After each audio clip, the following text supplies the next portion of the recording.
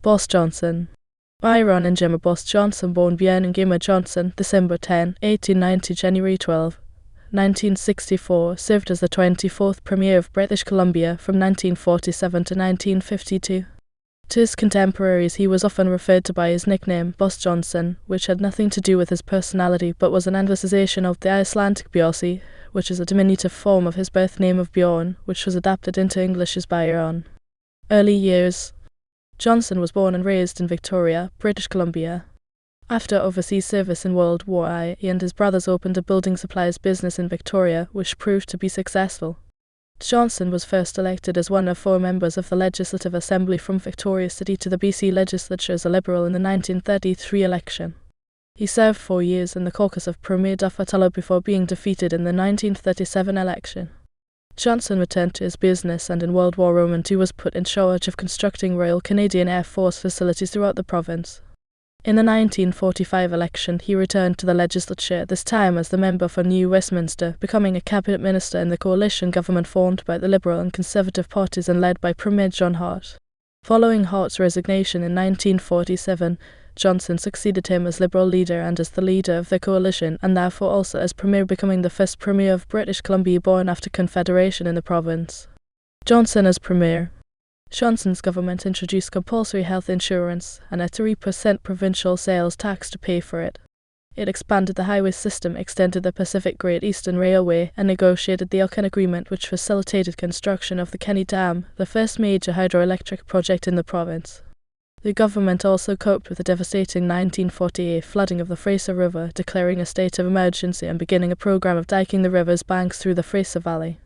Johnson is also noted for appointing Nancy Hodges as the second female speaker in the British Commonwealth, Mary Ellen Smith being the first.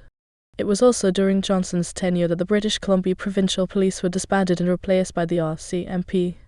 The Liberal-Conservative coalition government, with the Liberals led by Johnson and the Conservatives led by Herbert Anscombe, won a landslide victory in the 1949 election at 61%, the greatest percentage of the popular vote in BC history.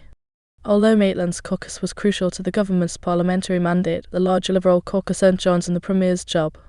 After the Conservatives withdrew from the coalition in 1951, Johnson's government collapsed. In the subsequent 1952 election, the Liberals were defeated by W.C. Bennett's Social Credit Party, and Johnson lost his own seat to Ray Eddy of the Cooperative Commonwealth Federation. With the defeat, the long history of formal coalition government between the Liberal and Conservative parties in British Columbia came to an end, and a new era of a two-party system, CCF/New Democratic Party of Canada versus Social Credit, emerged. Johnson returned to private life and died in Victoria in 1964, aged 73 years. He is interred in the city's Ross Bay Cemetery.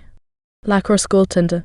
Boss Johnson played parts of 3 seasons of professional lacrosse as a goalkeeper for the Vancouver Lacrosse Club. Prior to his pro career, he played lacrosse for various teams at the scholastic level. He then turned senior with Victoria Capitals in the Pacific Coast Amateur Lacrosse Association before then making the jump to the professional ranks in 1913. He signed with the Vancouver Lacrosse Club late in the 1913 season as a replacement for future Hall of Famer Corey Hess.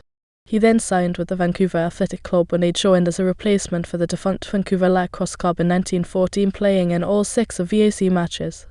But during the 1915 season, back again with the revived Vancouver Lacrosse Club, he found himself replaced in late June 1915 by Dave Gibbons.